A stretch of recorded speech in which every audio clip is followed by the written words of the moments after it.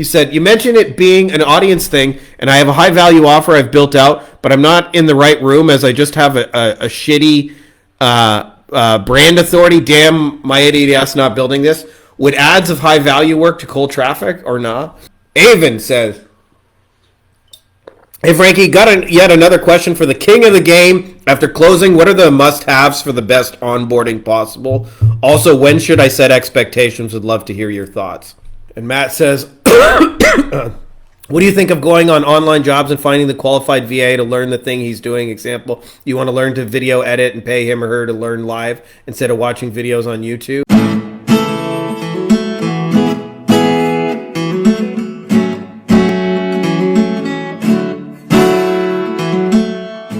Are we in the machine? We're in the machine. We did it.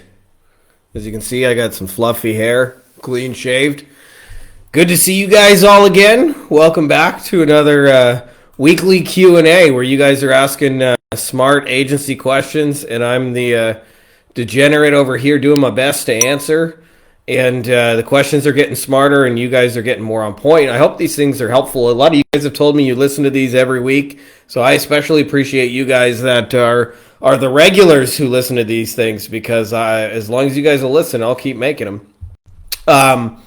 Anyways, quick little announcement before we get rocking and rolling. For those of you guys who are looking to scale without meetings and phone calls, you should check out the Wolfpack, because I just put together something that I haven't done in a long, long time, which is I actually reduced price. I usually, over time, only do the opposite, but there's a very specific reason. I think AI has allowed us to help and serve more people with creating tools that allow us to customize and personalize solutions for everybody. And so we got a lot of cool tools that make that possible. So if you guys are interested in checking that out, you can go to beyondagencyprofits.com/Wolfpack. I don't got anything else other than to mention there's a little link for you guys if you're interested in potentially working together here on Facebook. And I guess that's all I got. I don't even see any comments or anything like that. Like, it doesn't look like it's even working.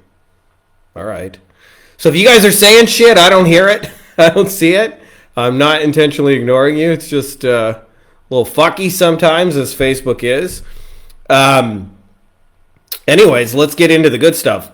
And by the way, I got no shitty dance music today, so we're just going to do the old wrestling intro. Ladies and gentlemen, boys and girls, children of all ages, Frankie Fihn proudly brings to you our weekly Q&A. All right. First up, we got Mike. This wasn't so much a question, but I just wanted to share some comments for those of you guys who are looking to do something just like Mike did.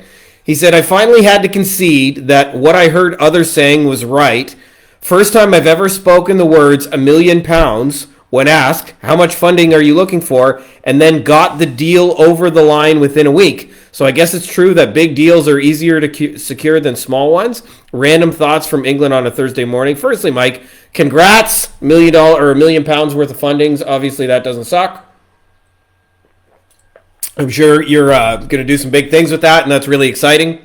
Wanted to share some thoughts for those of you guys who feel like, I'll tell you one of the things is when a lot of people hear these big amounts, a lot of times the internal reaction is to think that in order to get bigger fees out there in the world, that you have to do more stuff, that you gotta like include more in your package and add more shit to it. And it's really just a different tier of buyer, right? If you think about like selling a car, it is just as much work to sell a Bentley as it is to sell a 1985 used Toyota Camry, right? And fundamentally, somebody's coming into a dealership and you're still selling them a car. It's not that the process is fundamentally different. It's just that the deliverable is different and the size of it, or in essence, the value of it is different. And the tier of person you're doing it for is different. But the biggest detail is actually the tier of person, right? Like, it's still ultimately just a vehicle that gets you from A to B, takes you to the grocery store and drops the kids off. Maybe in the Bentley, it chauffeurs your butler along with you. But for the most part, it's the same stuff. And I just want to reiterate, by the way, I'm not seeing your comments, by the way. So if you guys are leaving them, they ain't showing up for me. Anyways, so congrats on that. But I just want to let you guys know it ain't any harder to sell a Bentley than a Camry. So if you're going to sell shit, don't sell like little $100 solutions. Sell $10,000 solutions, because you'll make more money, and it allows you to actually deliver a premium solution that helps people. But in order to do that, you have to up-level the type of person you're aiming for. So anyways, nice work, Mike. That is awesome. I'm stoked for you, and we appreciate you sharing that, because I think it's really cool to hear people's wins like that. Joeri says, do you have more examples of selling add-ons? I wonder if that's Joeri. I think that sounds like a Finnish name to me.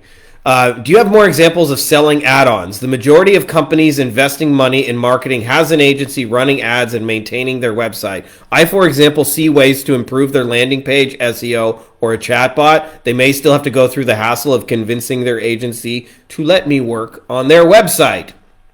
All right, so rant incoming, okay? So let me give you guys the why of sort of what Yoeri's asking here.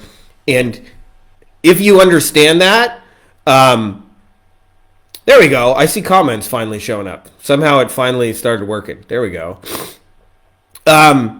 So when it comes to add-on offers, like, why do we want add-on offers? And the answer is because the path to cash and sales is significantly faster with an add-on than a replacement. That doesn't mean you can't sell replacement offers. It just means your runway is going to be a fuck ton longer.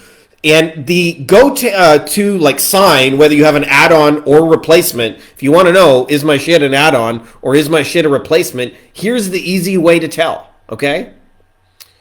Do they have to fire somebody to hire you? If the answer is yes, you got a replacement offer, and you're going to have to wait till they fire somebody, because there's two sales you got to make. This person sucks, you should let him go, and you should bring in me. It's the first sale that's the hard one, right? So when you're selling SEO, for example, SEO to me is the ultimate replacement offer, and there's a lot of different reasons why one might want to do a replacement offer, but your runway can be a long time. In fact, the real pros I know doing $10 million a year or more selling SEO, they expect their sales cycle to be 2 full years. Why? Because somebody's got to get fired. Somebody's got to get fired before they can do it. I see some cool people here. I see Matt. I see John Marenko. I see my tag team partner, Cole. So if they have to fire somebody, like, you're going to have to wait till they fire that person. So an add-on is when you build a complementary piece, so that you're not fighting what they already have. Rather, you are adding on and being like what I would call a bolt-on or an add-on. So let me give you some ways that, like, practically you can do that. I'll tell you the easiest thing is what I call new media. So it is, you take something that your client has working somewhere and you go, I will clone this thing somewhere else. So I actually just did this for one of my partners. They have like a ton of shit that's crushing it, millions of dollars organic. And I said, let me take your best working organic stuff, and we're going to turn it into a paid ad system. And they were like, hell yeah, right? I didn't really create anything new. I just took what they already have and sort of organized it by bringing it to a new media. In this case, paid ads is new shit. So another example of this, I think of a guy who helps coaches who are crushing it on Facebook ads. And he says, let me take your winning Facebook ad funnel and I'll make it work for YouTube ads. Right now, all of a sudden, that's an add-on because they don't have a YouTube ads person. They don't have somebody that they have to fire to do that. They're going, hey, if you can take this and make that work over there, fuck yeah, we'll pay you to do that. So new media, that's one way. Another way to create an add-on solution. Just sell a different thing. Most people sell a little bit of everything that they offer. Like most, especially like those of you guys who work with local businesses, they just do like... you see this with roofing, like we do residential, we do commercial, we do this, we do leak repairs, we'll come one, come all. There used to be these guys in Michigan where father and son, we do it all, right? So that's what they do. They say we do a little bit of everything. Hey, I'm not saying there's anything wrong with doing a little bit of everything, but if you want to make an add-on offer, let me just sell your one specific thing is like one of the easiest add-on offers. So I've done this a few times over the years. In the beginning, I did this for plastic surgeons, and this wasn't my idea, but they would say, hey, I want to sell my specialty procedure, like mommy makeovers or rhinoplasty, the old nose job. Or they'd say, I want to do facelifts, like, you know, the old ladies who get the this thing going on right there. So they would get that. And so what I would do is simply go, hey, you got a website. I am not trying to replace your website. I would like to add on and build an additional website just to help you sell the facelift. And they would say, okay, let's do that. So you can focus on a specific thing and create new stuff. By the way, I learned this, like if any of you guys are like this, like you buy too many domains. I know there's some of you motherfuckers out there like me. Like I think over the years, I'm not as bad now, but there was a time where I bought like 300-400 domains. Every time I had an idea, I had to buy a domain and put up a website for it just to make it feel more real. And some of my like top attorney clients, by the way, like literally have 150 fucking websites. And it sounds counterintuitive, but what most people do is like say when they're selling websites is they try and say, let me build you a better website than you got now, which is a much harder sale because it's a replacement than let me build you a Spanish version of your site. Just for the Spanish-speaking people. Or let me focus on this one specialty thing. So I know I'm kind of beating up this point a little bit, but if you don't fight them on what they're doing now and you say, let me add on. So like for us, like for many years, we sold motorcycle cases to attorneys. And they would say, hey, we already do Facebook ads. And I'd go, oh, that's cool. I'd say, do your guys right now focus on specifically selling motorcycle cases? And they'd say, no, I don't think so. I think they just do any sort of motor vehicle accident stuff. I go, well, that's fine. They can run their ads in their account. We'll run our ads in the same account. Like, there's nothing that stops us from working in the same account. And they go, oh, okay, right? So you can strategically make your stuff an add-on by focusing on, like, one thing. Sell a different thing than what the other guy's selling, and all of a sudden they need new media to sell the new thing. Third way that you can create an add-on offer is just focus on a different stage of the process. So if I look at 100 agency offers, 99 of them out of 100 are let me get complete strangers off the street.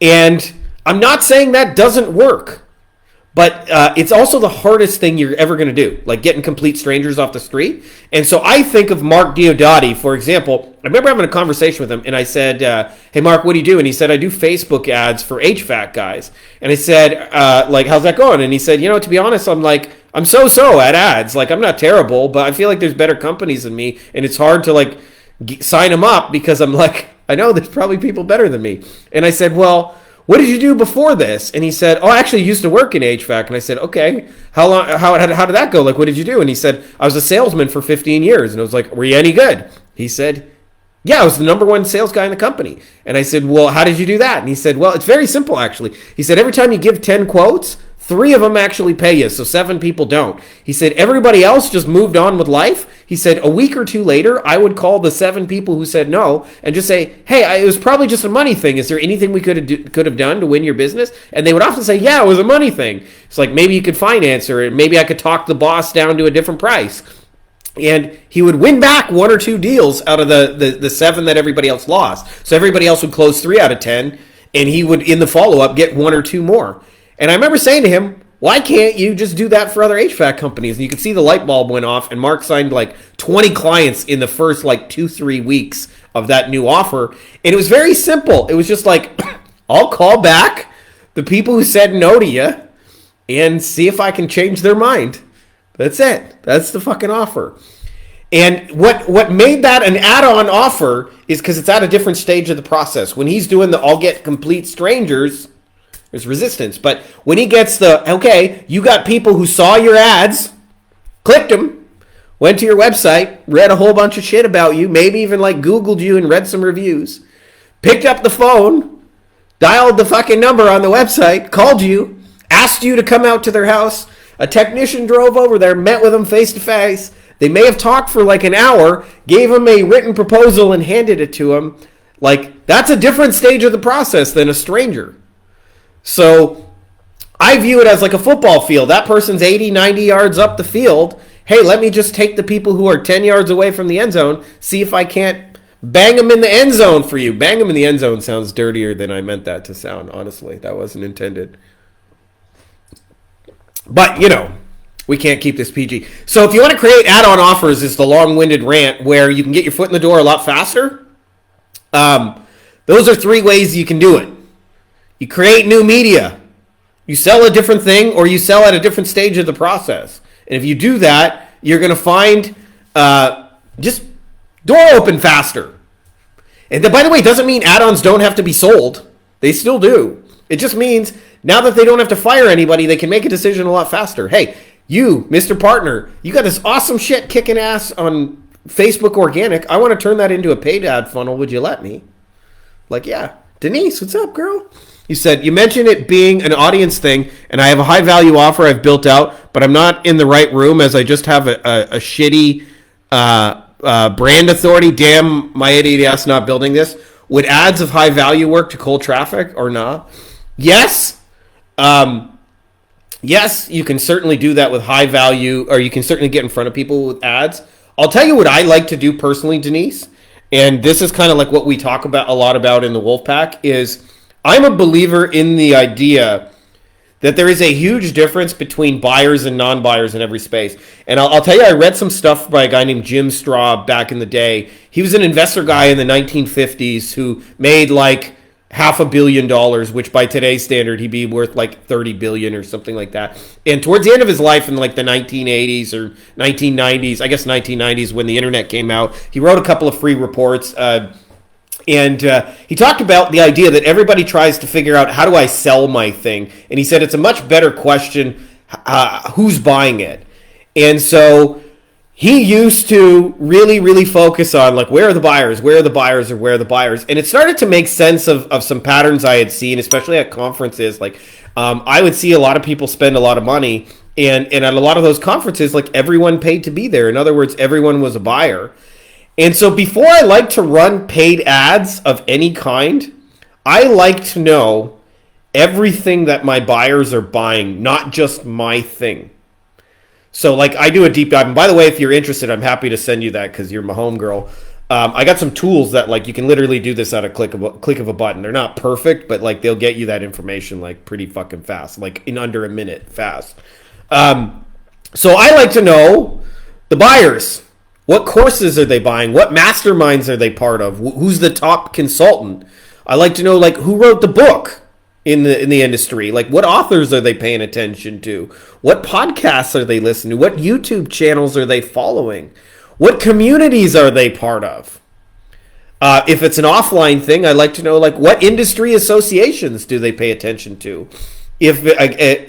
What tools are they using to assist them with their task? What sort of software are they using? Do they have suppliers that like sell them physical stuff at wholesale, kind of thing? What events do they go to? Do they go to conferences, retreats, workshops? And then also I like to know what other services they're buying, and not just marketing services, by the way, like obviously SEO and pay-per-click and web design, but I also like to know, like do they hire an attorney? Do they use a payment processing services and things all of that nature? And I'll tell you why I do this, because I find it creates what I call side door opportunities. So for example, I'll give you an example from like the legal industry. If I try and advertise like Facebook ads for personal injury attorneys, I can advertise that, but it's going to be expensive. It's like on Google, it's like $20 a click. So like just somebody clicking one time to my website cost me $20. Flip side of that is if I do the side door and I focus on, say, the CRM used by that exact same person, if they're Googling, for example, Needles Case Management, which is the top CRM used by all the buyers, I may be able to advertise on that exact same place for like 10 cents by going, hey, if you're using Needles, this thing works really, really well with Needles, right? And I've done this like time and time again in industries where everybody tries to go in the front door obvious way. And sometimes it's really hard in certain industries to make the front door work. But if you understand everything else that the buyers buy, there's so many side door opportunities. This also creates what I call content collaborations, because like if you know what podcasts all your people listen to, and then you go pitch that podcast to go on their show, all those people will just magically, quote unquote, discover you on their own. So if you want, I'm happy to send you my tool for doing that research, but Yeah, and John mentioned see as well. Look at Google Ads, see who's running ads. Exactly. That's how you know who's buying, right? They're buying, right? They're buyers buy. How do you know they got a budget to spend? Because they're spending on ads. So I like to do everything to reverse engineer the buyers before I hit play on ads. That's me personally. I'm not saying that's the only way to run ads, by the way. That's just my process that has worked for us. But the more I know about buyers and everything they're buying, the more I can speak to a direct person, and it just works. Just works.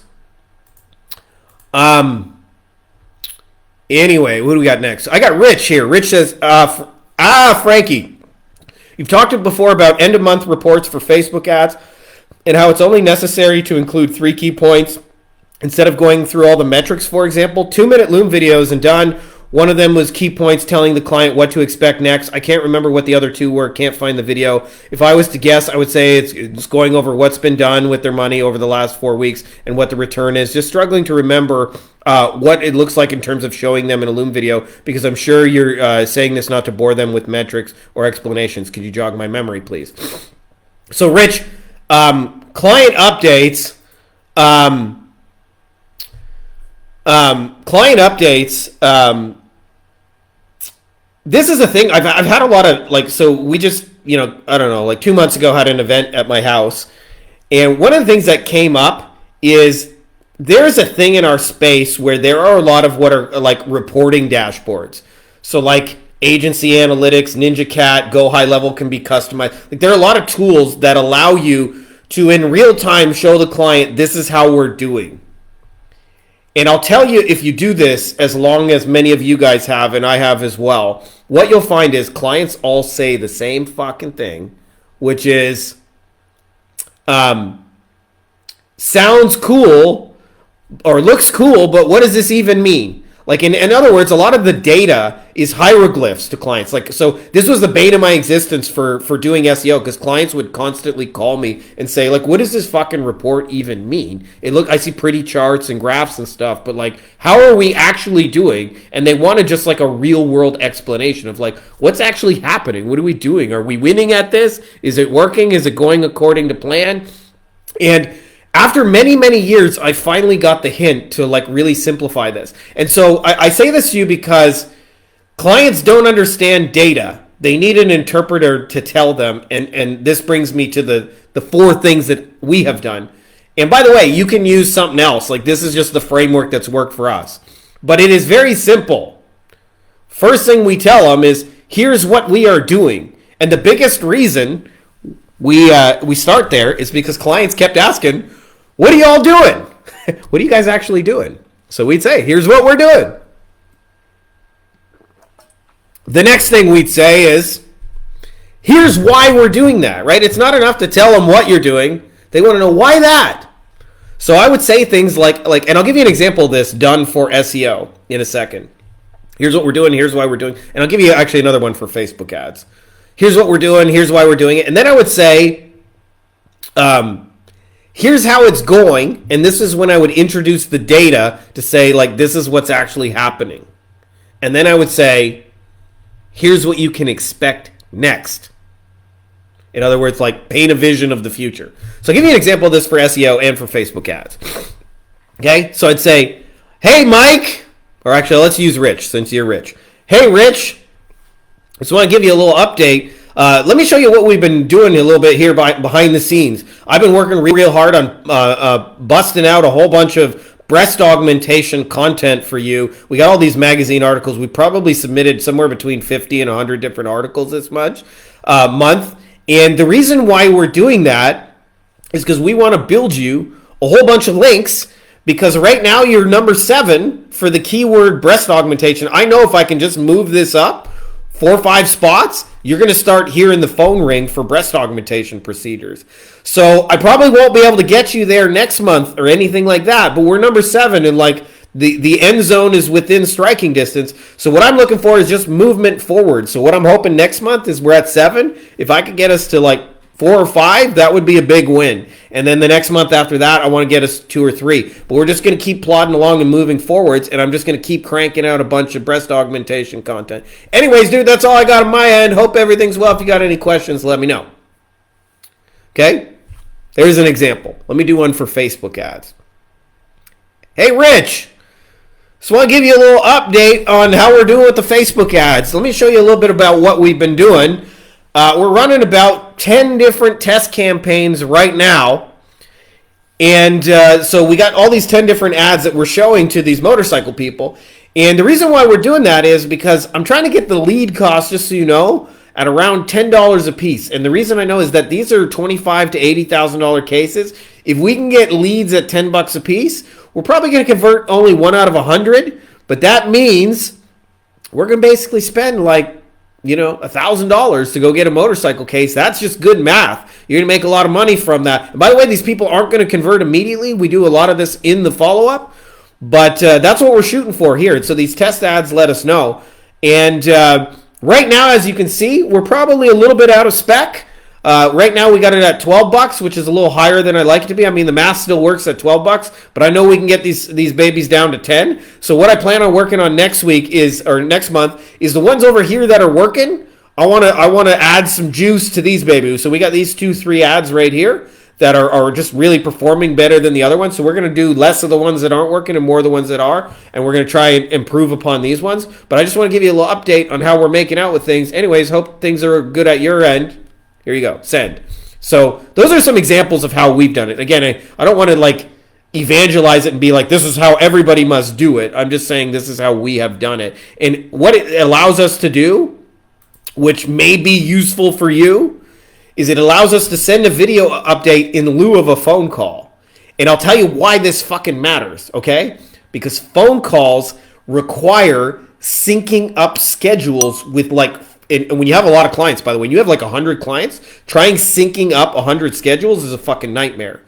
But when you're doing videos, you can do video updates on your own time. So I would typically schedule them out Friday morning from 9 to 10:30. I would just a bunch of 2-minute videos back to back. 2-minute video, send, client 1. 2-minute video, client 2, send. 2-minute video, client, send. I never did, by the way, train an account manager to do this for me. I probably should have. But that's how we did it. And therefore, I could take a big client roster and update everybody in an hour and a half. And by the way, when you proactively update people with real worldly, this is how we're doing and this is how it's going, most of the time they just go, cool, man. Let me know what you need from me next. And what they don't ask for is a phone call to explain it because you just explained it to them. And actually, by the way, I discovered this totally by accident. I had a plastic surgery client that was like, hey, can you call me and explain the report, which was basically the bane of my existence for probably 7 years of my life, 7 to 10 years, somewhere in there. And we just couldn't sync up schedules. And back in those days, before Loom, there was a thing called Jing. Sorry, my throat's a little dry and scratchy.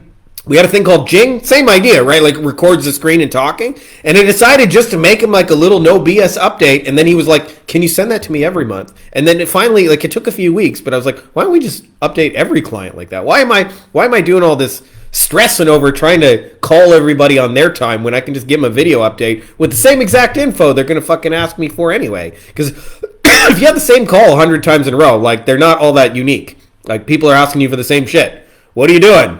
Why are you doing that? How's it going? Okay, well, what's next? That's it. That's why we do the updates like that. That's just basically what they asked us. Avon says, hey, Frankie, got yet another question for the king of the game. After closing, what are the must-haves for the best onboarding possible? Also, when should I set expectations? Would love to hear your thoughts. Just so you guys know, hold on a sec here. Whoops.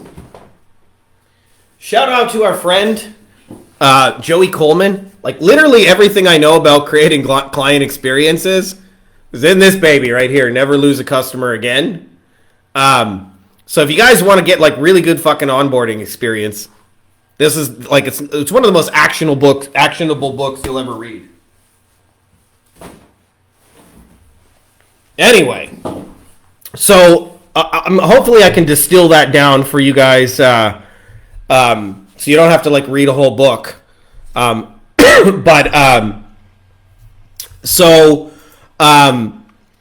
One of the things about onboarding is I actually view onboarding as two separate things that you have to kind of like weave in together. And they have both different purposes. Okay? So one of the things that we're doing with onboarding, just so you know, is if you really understand like buyer psychology, there's a thing that anytime somebody makes a big ticket purchase, their almost immediate reaction is something called buyer's remorse. And buyer's remorse is simply they have tried shit before in the past and that shit didn't work out. And so almost always like they have these thoughts of like, am I going to look stupid for this? Am I going to get laughed at? Did I just get scammed? And so the first part of onboarding to me is what I call welcome aboard, which is making somebody feel like an honored, valued customer and not just like a name and number. So the opposite of this is the government. Like, go to the fucking DMV, you're just a name and number. The flip side of this is like, come on in, right this way. You are a welcome, valued guest. We're so honored you've chosen us. And this is how like 5-star hotels do it, just so you guys know. So you want to like think more like 5-star hotel. And the easiest way you do that is you do something unexpected. And so we like to send them something in the mail. And for years I've used the same thing, which is the what do you call it? The edible arrangements. We send a gift, shows up in the mail, and they're like, surprise, cool gift shows up. So anyway, that's what's worked for us. Now the second part is you got to get passwords, access, whatever it is you need, and you want to streamline that. So from the client's point of view, it is the simplest, most straightforward thing you can do. Now, as far as your other part of the question, which is expectation setting is a variable based on how long does your shit take to work. So the people who have to do the most expectation setting sell SEO because it's a 6 to 12 month result. And so when you sell a 6 to 12 month result, you are setting expectations again and again and again and again and again and again and again and again and again until it's so obvious your shit is working because the phone is ringing off the hook. If, for example, you're doing a database reactivation and your shit's going to work by Friday, you can actually probably get away with very minimal expectation setting. Like, let's just run a campaign, see how it goes. That's the expectation setting. So expectation setting to me is really 5 things. Result, what do we think we can actually achieve? Cost, how much money are we going to spend to do it? Time, how long is that shit going to take? Communication, what kind of updates are we going to share and by when? And what I need from you as a client to actually make this work. So if you do that, it's going to be in better shape as a whole. So that, I don't know, that's our playbook for onboarding. But again, that comes straight out of Never Lose a Customer Again. I'm not smart enough to have figured that out on my own. I just read that and was smart enough to apply it. Let me just read a couple of the comments here. So I'm a little dry, scratchy throat here. Matt says, I discovered this today. The model didn't ask for opinion or what's new. Only if you need something, just let me know. Yeah, totally. Carmen says, hey, Frankie, it's Carmen. As I see how agencies work, at what point do you think someone is qualified to have their own agency and make $10K a month? Oh, Carmen, this is, to be honest, this is the number one qualification in my mind. Can you actually help people? If the answer is yes, and I'm not saying you can help everybody in the world, because you probably cannot. The world is fucked up. It's a crazy place. People are batshit programmed with nonsense. But if you have the right client in the right circumstance, could you actually help them? If the answer to that question is yeah, and when I say help them, I don't mean you magically fix all their problems, but you could at least improve the situation with what you do, then you're qualified. But I'll tell you what stops people is most of our world is set up where there's like a toll booth / gatekeeper who allows you to reach the next rung of success. So I see this in a lot of professional industries, right? Like having worked with attorneys, having worked with doctors, right? Surgeons. You can't just one day say, I'm a fucking plastic surgeon. Put your flag in. You got to go to school. Somebody else certifies you. Somebody else decides when you're ready. And so same thing with, you want to be a lawyer. 6.5, something like that, 7 years of law school, and then eventually you can call yourself a lawyer. You pass the bar exam. I'm a lawyer. Now you're just getting started. There is a tendency to want to bring this mindset to entrepreneurship, and entrepreneurship does not work that way. Entrepreneurship is based on real world experience, which is, can I help people? If you can, you're qualified. There you go. You can make 10K a month. And by the way, 10K a month is not a giant hurdle. Like, it's like, Like if you're charging $2K a month, it's 5 people. Can you help 5 fucking people? If so, you're qualified to have your own agency. But having said that, there are reasons you may not want to do that, like right away. Maybe it makes sense to learn under someone else. Maybe you don't feel like your skills are as polished as they need to be, and you want to learn under someone else. Like there are reasons to do that.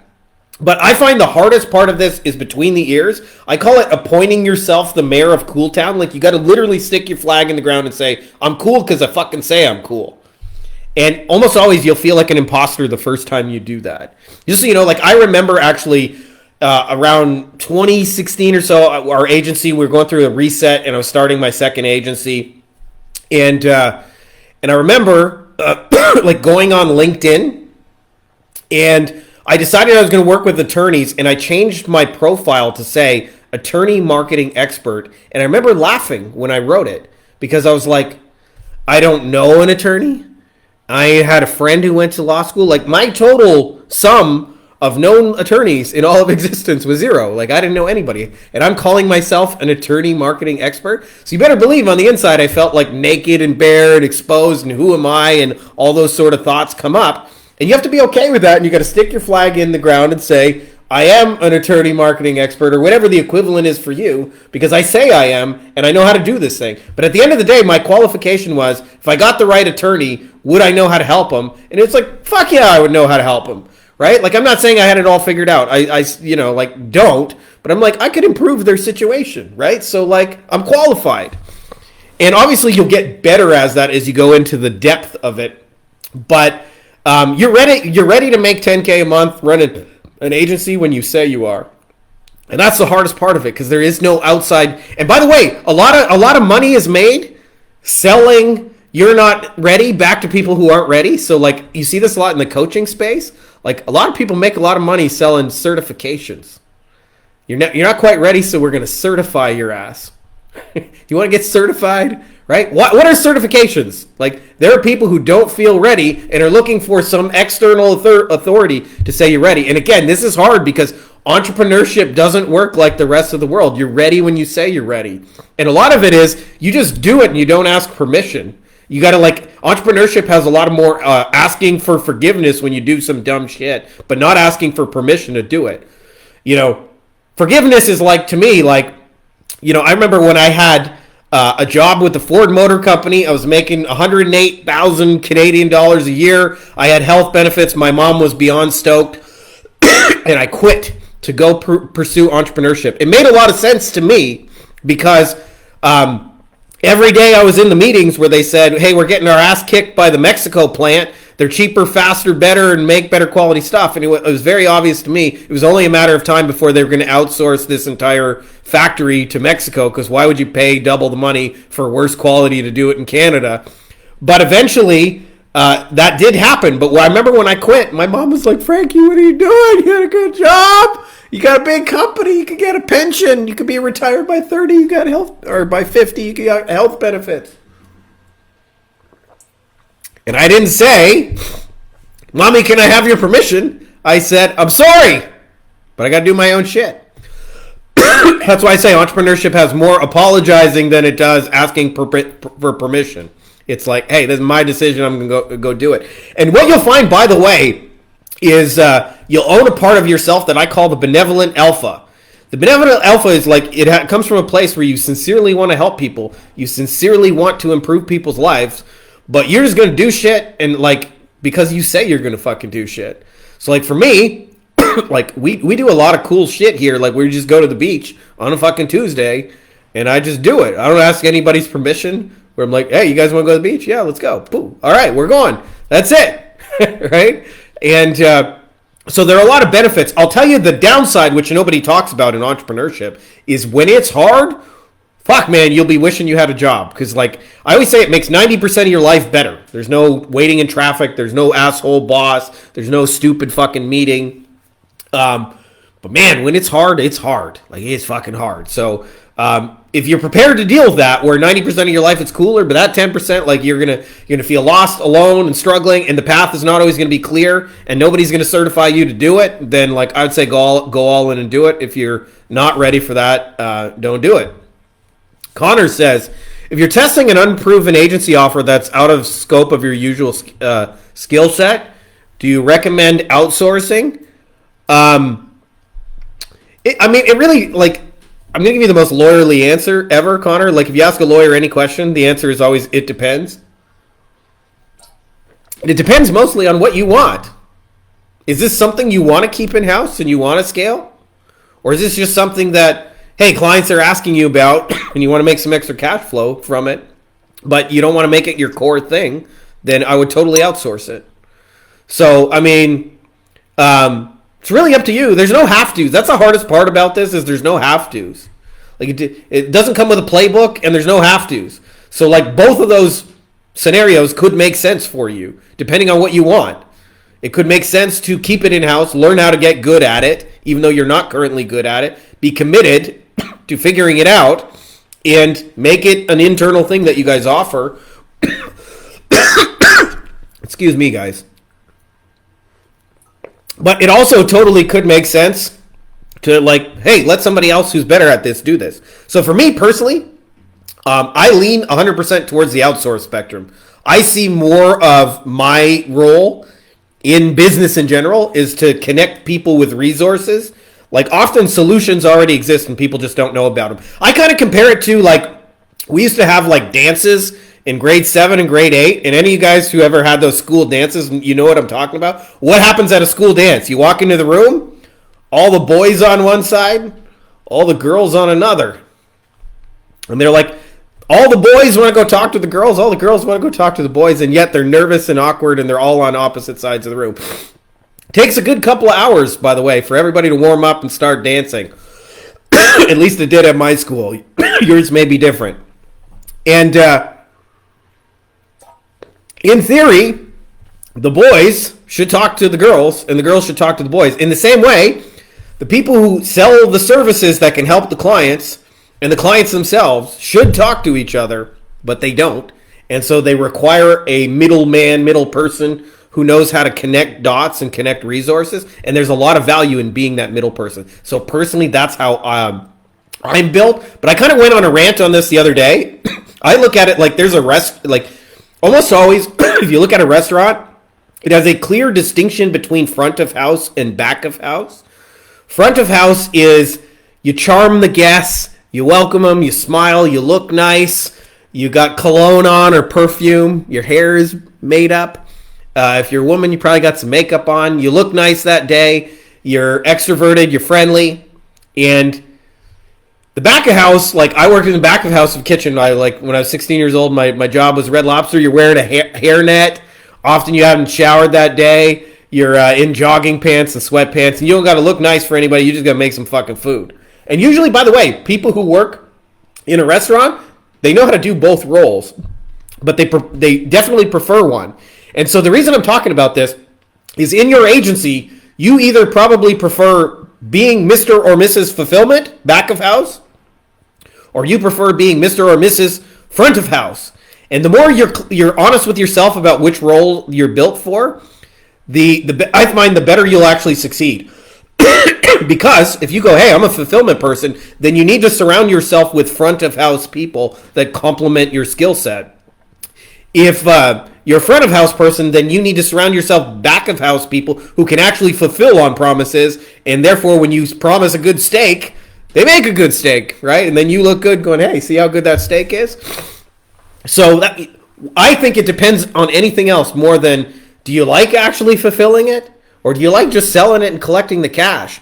The longer I do this, originally I was a back of house person, by the way, who liked only fulfilling on SEO. And then I went on this 10-year journey going, how do I sell SEO? How do I actually get people to buy it? And that led me to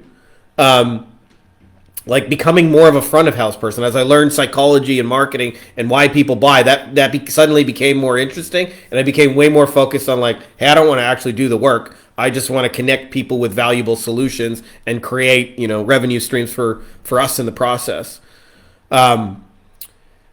John says, book summary, never lose a customer again. There you guys go. He just summarized the book, by the way, which is, I want to reiterate, that is one of the most practical, usable books that you'll ever read. It's laid out in action steps that you can do. Cole says, Frankie absolutely crushed those cheddar biscuits. You are wrong, my friend. And I'll tell you why.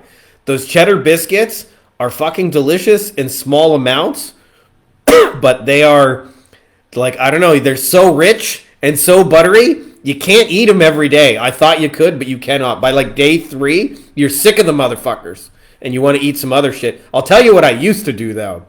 This is Frankie being a bad boy. I used to work as the fry guy, and everything is done by weight. So, like, a box of shrimp, for example, that's, like, you know, fried shrimp.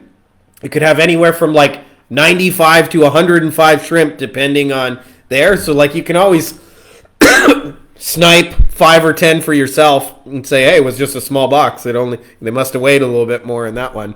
And it was funny, actually, because I remember there was a guy named Dominic, and one day he came in and he paid for an employee meal.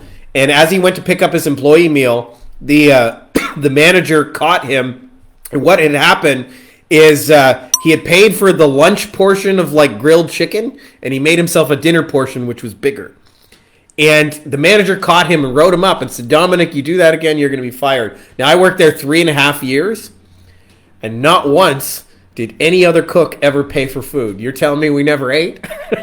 So it just reinforces the old rap saying, ain't no such thing as halfway crooks. If you're gonna steal the food, go all in on that. Don't be a halfway crook, as Dominic was. Anyways, that's a little side rant on the cheddar biscuits. Matt says, I hate the manual work too. Feel like I'm the relationship manager, presenting ideas, or bringing in positive psychology totally to these companies. By the way, totally. There's an extreme value in just being the person who brings in resources. In fact, we actually have maybe a fit for some of you guys listening to a work with Frankie 1-to-1. If you guys are at an agency that's between $500,000 and $2 million and you want to scale. And the biggest thing I bring, by the way, like being totally upfront with you, is not, hey, I'm going to work back of house and start frying some food and grilling the steaks. It's like, no, I got like 25 resources. You know, depending on what you need, like probably 3 or 4 of those are going to be plug and play and help you get to the next level. And if you work with me, like, you'll find those a lot faster than if you tried to do that on your own. So there's a lot of value in being the person who brings the resources. A mentor of mine calls this producer mojo. And the idea is, if you think of a movie, there's like a producer, and they're often the highest paid person in the movie. And yet they don't actually do anything. They just hold a vision of how everything fits together, and they bring in the people. So they don't write a script. There's a writer or writers. They don't act. There are actors. They don't, like, figure out wardrobe or casting. They got people for that. They don't, like, supply the marketing budget. The studio does. They don't promote the film. Other people do that. They just have an idea for what this movie will look like when it's finished, and they bring in all the people and resources, and they hold that vision long enough for people to, like, create it as an actual, like, finished movie, and they get a big fucking check. And yet, they don't really do anything, right? So there's a lot of value in being the producer for both for yourself and for other businesses. And so it's kind of a little bit of an extension of what you were saying, Connor. But if you want to be the producer, ain't nothing wrong with being the producer. So this was not so much a question, but Chandler said, Saturday brain teaser, I have a 5K local health service with a $49 special to get people in the door. Which funnel results in more sales? Landing page with opt-in, then booking page with calendar thank you page, or landing page with calendar to thank you page, Chandler? I don't know until you test it. I would guess probably adding in the opt-in step as an extra step would probably, as long as it's congruent, increase the conversion. But having said that, Perry Marshall called something that really revolutionized. This is why I wanted to talk about it. Is for those of you guys who are split testing, he called it forest tree leaves, and it's the idea that there's small shit, leaves, there's medium-sized shit, trees, and then there's big shit called the forest. And when most people run split tests, they run leaves and they run trees. So they go green button versus yellow button. This sentence, that sentence. And to me, if you wanted to, like, really turn up the dial on the results, it would be that $49 offer. Like, try offering something else there, and maybe even something more expensive, which may reduce your short-term conversion rate but increase your overall long-term profit. if I was going to tweak a variable, that would be the one I would step on. So I just wanted to share that with you guys. Almost always the big thing you should test is the offer or the audience. Those are probably the biggest two. The audience or the offer. Who sees it and what you offer them. Connor says, thanks for the feedback. Love the idea of reactivation campaigns. I know I could figure it out. Just sucks if the test doesn't work for the client. I suppose worst case, you give back the client their money. Ad management as agency seems like a hard sell. Yeah, you can totally just say, by the way, you can totally just, when you run a reactivation campaign, you can totally say like, hey, I'm not 100% sure this will work. We've had a lot of success with it, or other people we know have had a lot of success with it. If for some reason it doesn't work out, I wouldn't feel good keeping your money, but are you down to try it? And most people were like, yeah, I'm down to try it. Anybody who's been around, by the way, for longer than a year knows if you try some marketing shit, it's not always going to work out. So like the more you're just upfront and honest about that, but what you're doing that's different than most people with a database reactivation is it's a smaller commitment. You're not asking for them to marry you for the next 12 months. You're saying, let's just run a little 4-day campaign and I'll tell you whether or not we're going to sell some shit. And if for whatever reason it doesn't work out, we can give it back or whatever it is you need to do to make the situation right. Carmen says, also making a sample ad doc for agencies works. They love it, and I see myself getting a job soon, Lord willing. I might freelance for clients on the side to see how I like having my own agency. That's probably the best way, is what I would call training wheels. Get the cushy gig so you got a steady paycheck coming in, and then the flip side of that is, dabble a little bit on the side in doing it and use experience to tell you whether you'd want more of that or less of that. So I think there's a lot of wisdom in that. We got Ryan up, says, trying to help a retired PGA golf instructor dude who seemingly just wants the best route to do it yourself. The online route of building his audience and brand to get his name out there. Anyone know of someone who's wrote a killer book for the Kindergarten Mind 101 to help him find his way? So obviously you recommended a book. I mean, there's tons of great marketing books that I wouldn't even know where to begin with that. But having said that, I probably wouldn't take that guy as a client. Just, I mentioned this before, but part of the challenge is you're talking to a non-buyer. You're talking to someone who doesn't spend money, is looking to do it themselves. You have a real hard time convincing them. And by the way, in most industries, does not matter which one you're in, there are more non-buyers than buyers. Every industry, doesn't matter what you want. And some industries, because of a low barrier to entry, it is more pronounced than other ones. So real estate agents, for example, it's very easy to become a real estate agent. You spend a little bit of money, you get a weekend course, you're an agent. Congrats, you're in the fucking business. But how many of those people, by the way, make it long-term as agents? Small percentage, right? And then how many of those people that make it long-term do it through advertising, not just through word of mouth? Much smaller still. So the amount of actual agents you're aiming for in the grand spectrum of real estate agents might be 3 to 5% of them are actual buyers of marketing and advertising stuff.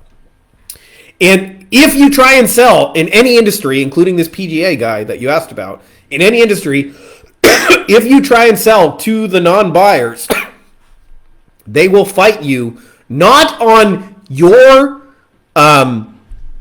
expertise and things like that. It's not as much about that. They will fight you on simply they do not understand marketing and advertising, and they don't believe in spending money to do it. So they'll hey, I spent $50. Why am I not a millionaire? Why? Oh, I need an instant return on investment. I need this shit to work right now. And of course, they're not used to spending money, so it feels uncomfortable, right? So to me, the surest sign that they're a buyer is that they're buying now. Like John Marenko mentioned earlier, if you can see them spending money on Google ads right now, what does that tell you? It means they're paying for ads. They got a budget, right? So Google ads is one way to identify a buyer. I don't want to make it sound like the way. There's lots of ways. Do they have a Facebook pixel? Have they bought a website?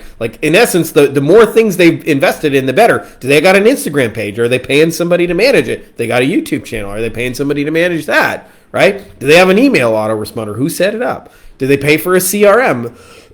Et cetera, et cetera, et cetera.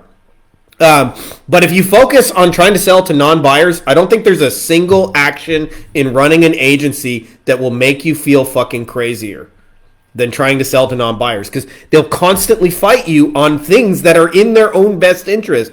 Like they'll tell you I'm broke and I need more clients and I need more business, and you'll go, hey, why don't we advertise and fix that problem? And then as soon as you spend like the teeniest tiny bit of money, they'll be like, ah.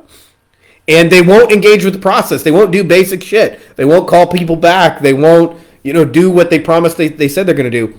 I compare it to like, it's kind of like a restaurant that has really bad food and really bad service. And now it's like, you can't fix that with advertising. This is why, like, it's so much of this is about amplifying people that are already winning. It's about helping winners win more, not the losers in the game of business, and try and save them. If you get out of the savior mentality, you'll make a lot more money. You go, who's already crushing it? And by the way, the PGA guy sounds like super cool, so I wouldn't like throw him out as a human being. I just wouldn't work with him one-to-one. But having said that, there's some really awesome books that like could potentially be useful. I would probably, like, if I wanted to open them up to the idea of, like, what a funnel is, I would probably start with some Russell Brunson stuff. And just open them up to the idea, like, hey, if you have an online funnel that sifts and sort people, they'll come to you. And Matt says, what do you think of going on online jobs and finding the qualified VA to learn the thing he's doing? Example, you want to learn to video edit and pay him or her to learn live instead of watching videos on YouTube. And apply this idea to a lot of things. If you wish to learn something, the VA learns your way, I call it. Well, I always battle test people on whatever they're going to do. Like, that's it. If I'm going to hire you, you need to know how to do the thing I'm hiring you to do. And it sounds really, really simple, but okay, this is how most people do hiring. Give us your resume, give us your cover letter. Let's do an interview. Let me ask you some questions. Tell me about your last experience. Where do you see yourself in 5 years? If you were a kind of fish, what kind of fish would you be? If you were a giant butthole, what's your favorite color of giant? Like, they ask all these nonsensical questions. And by the way, the pros don't do this. I actually have seen Gordon Ramsay's hiring process. This is their hiring process. Here's some ingredients. Here's the kitchen. You got 20 minutes. Go make us something. Cook some fucking food, because that's what you're going to do. And you learn more about how somebody works actually tasting their food and giving them a constraint to see how they operate. And, actually watching them in a kitchen. So same thing, if I'm hiring a video editor, I'm not going to teach them to edit videos. I'm going to give them a video to edit. If I'm trying to hire somebody for social media, I'm going to make them make a social media post or two. And then from there, I can train them on my way to do it. But I don't start with, I'm going to teach you everything from the ground up. Unless it's typically an entry-level position and I'm trying to, get somebody really cheap, which, there can be different reasons why you're looking somebody really cheap. And then you can build all that stuff sort of from scratch.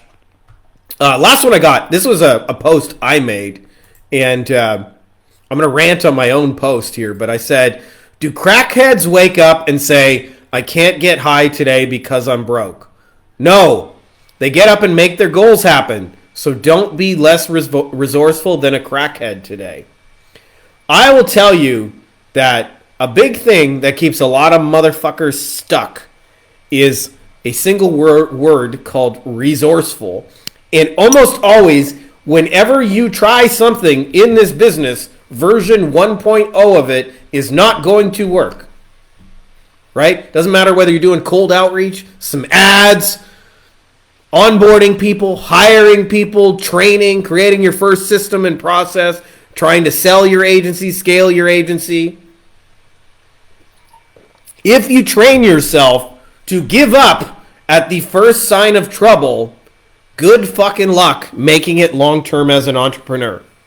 If you train yourself to believe that there is a solution and it is discoverable and I can find it, you're going to be in a lot better shape. And so, I think of a friend who is trying to sell their agency right now. So I recommended somebody that was a buyer, and for different reasons, they weren't a fit.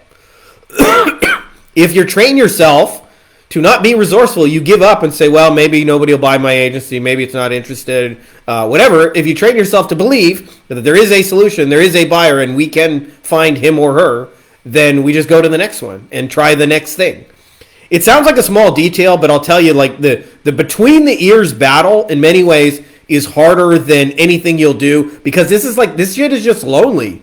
It's fucking lonely, which is why, by the way, I became obsessed personally with building community like we have, because like you need other people just to relate to what you're going through, because like most times you can't talk to your friends and family about this shit. Like they don't typically know. I was in a relationship for like almost 10 years, and she would ask me the same questions again and again and just not get it, right? Like I'm sure many of you guys even have partners, wives, spouses, husbands, things like that don't get what you do. But I'll tell you, the not giving up at resistance number one. And I had a guy years ago who came to one of my live events, and he's doing super well, by the way, right now. But when he first came there, I remember, I think the event was $5,000 entry fee, and he didn't have it. He said, I really want to go. He said, is there any way we could split this up onto 3 or 4 different credit cards? And he was kind of embarrassed about that fact. And he's like, I know this is what I need, and it's going to take me to the next level. And but I'm kind of embarrassed about the fact that like I can't put this on a single card.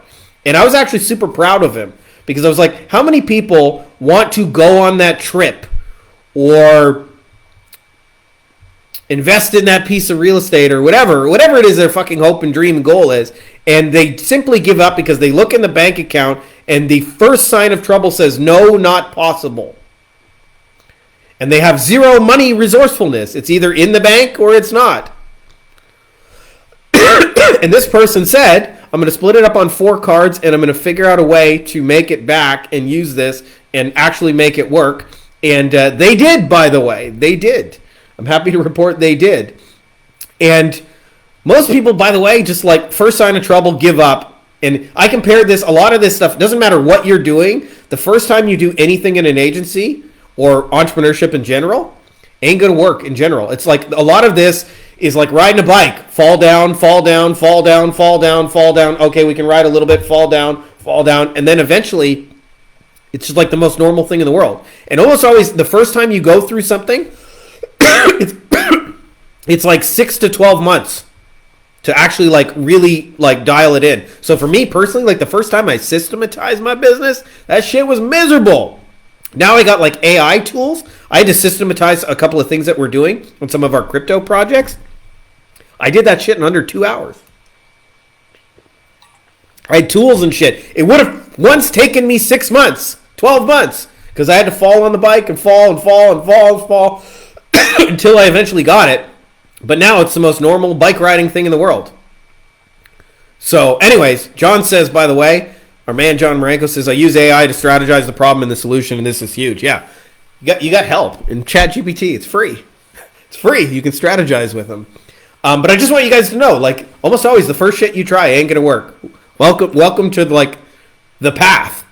But having said that, there are things that can shorten it, like learning from people who've already done it, which is, again, why I love to build community, because whatever you're struggling with, A, other people are struggling with it too, and B, other people in the same community have figured out the exact same thing you're struggling with. And therefore, you have the opportunity to have support from people on the same journey from you, as well as shortcuts from people who go, hey, don't do that, do this instead. Shortens the learning curve. Anyways, I got a jet here because I just realized we're about to do a real estate doohickey in 2 minutes. But before I go, I just want to give you a shout out for those of you guys who are interested. Make sure to check out the Wolfpack, man. If you guys want to scale and eliminate the meetings and phone calls, this is the first time ever I've reduced the price. It is cheaper now than it was before. Almost always, by the way, I make my shit more and more expensive and more like elite and exclusive. But the reason I didn't is because I want to help more people, and because AI has given us a massive amount of leverage to be able to do that. Meaning that like we built a lot of tools and things that allow people to get a lot of help that require less of me personally, and still like you still get like, you know, Frankie Fihn's brain in essence. Say like you're trying to set expectations. Well, we got a fucking tool. Like tell the tool what you sell. It'll help you create the expectations, you know, using the framework. Or if you're trying to onboard, or if you're trying to sell people, or do a Loom video, you know, etc. So for that reason, I have done what I have not done in a long fucking time, which is I made my shit cheaper. So if you guys are interested in getting some cheaper shit, check that baby out. You guys can find that out at beyondagencyprofits.com/wolfpack. And again, beyondagencyprofits.com. Or if you guys are with me live on Facebook and not watching the replay on YouTube, there's a link below. Sometimes Facebook filters the comments, so you got to go click on like Instead of it says relevant comments, you got to click like all comments or new comments or some shit like that.